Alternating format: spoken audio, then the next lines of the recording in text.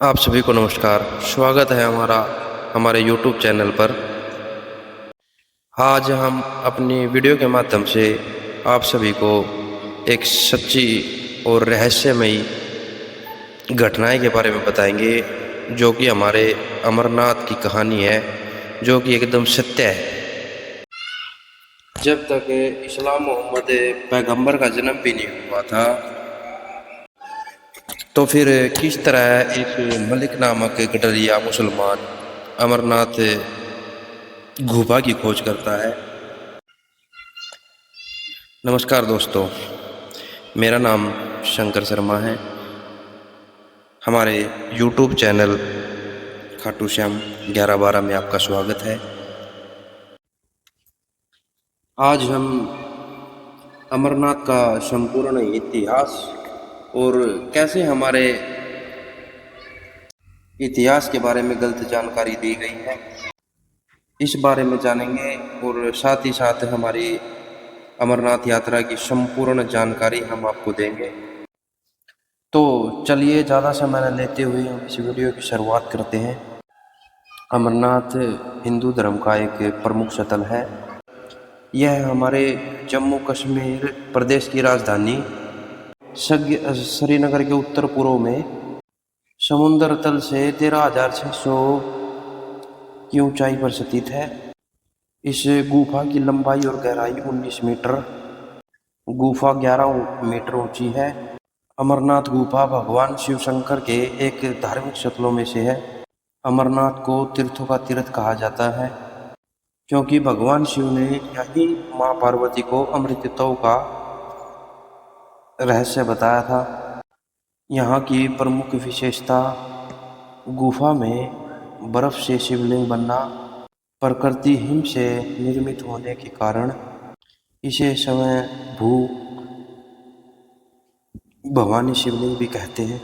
आषाढ़ पूर्णिमा से शुरू होकर रक्षाबंधन तक पूरे सावन महीने में होने वाले पार्वती हिमलिंग दर्शन के लिए लाखों भक्तगण यहाँ आते हैं। गुफा की वृद्धि लगभग 150 फीट है और इस गुफा में बर्फ व पानी की बूंदें जगह जगह टपकती रहती हैं।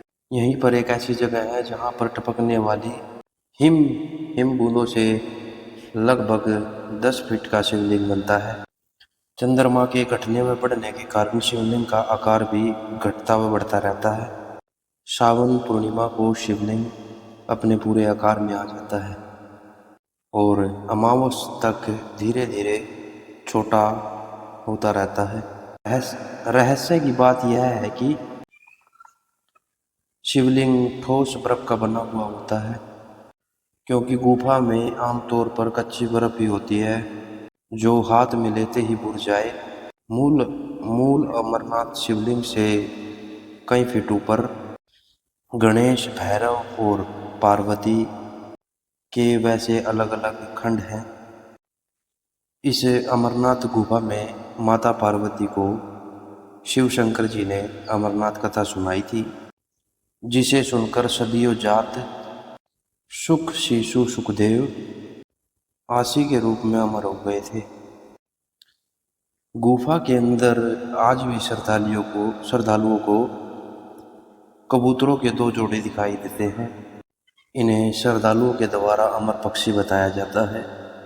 वे भी अमर कथा सुनकर ही अमर हुए हैं।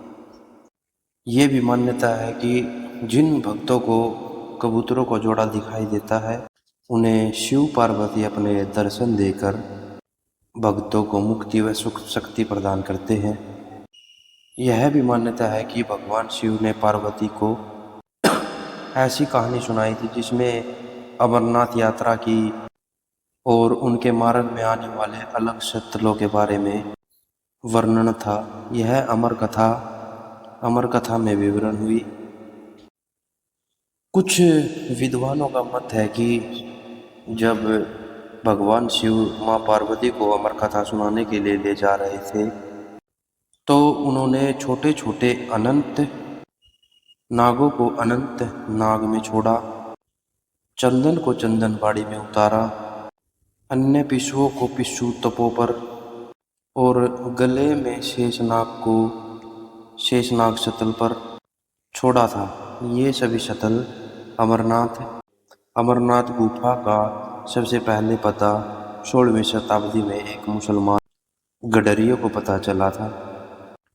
आज भी चौथाई चढ़ावा मुसलमानों के वंशज को मिलता है, जबकि इतिहास में दर्ज है कि इस्लाम इस धरती पर मौजूद भी नहीं था जब तक मोहम्मद पैगंबर का जन्म भी नहीं हुआ था।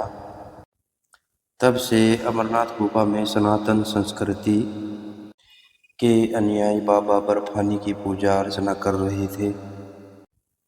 कश्मीर के इतिहास पर कलहन की राज तिरगनी और नीलमत पुराण से सबसे अधिक प्रकाश डाला है।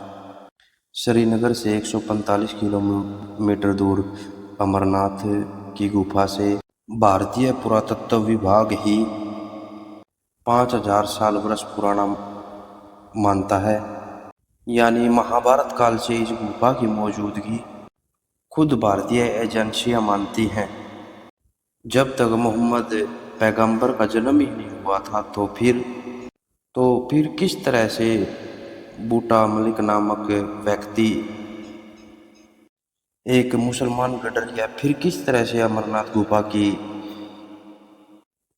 खोज कर सकता है। अमित कुमार द्वारा लिखित अमरनाथ यात्रा पुस्तक के अनुसार पुराणों में अमरगंगा का भी उल्लेख है, जो कि सिंधु नदी की एक सहायक नदी है। अमरनाथ जाने के लिए इस नदी के साथ साथ गुजरना पड़ता है। आप सभी दर्शकों को मैं ये बताना चाह रहा था कि हमारे भारतीय एजेंसियां ये मानती है कि यह मंदिर 5000 वर्ष पहले है, ये महाभारत काल से है। तो किस प्रकार किसी मुसलमान गडरिये ने इस गुफा की खोज की है? यह सब मनगढ़ंत कहानियां हैं, ऐसा कुछ नहीं है। आप इस इतिहास को न पढ़े, वहाँ किसी मुसलमान गडरिये ने इसकी खोज नहीं की थी। अमरनाथ के पर्वत लाखों साल पुराने हैं, तो हम कैसे मान सकते हैं कि अमरनाथ गुफा की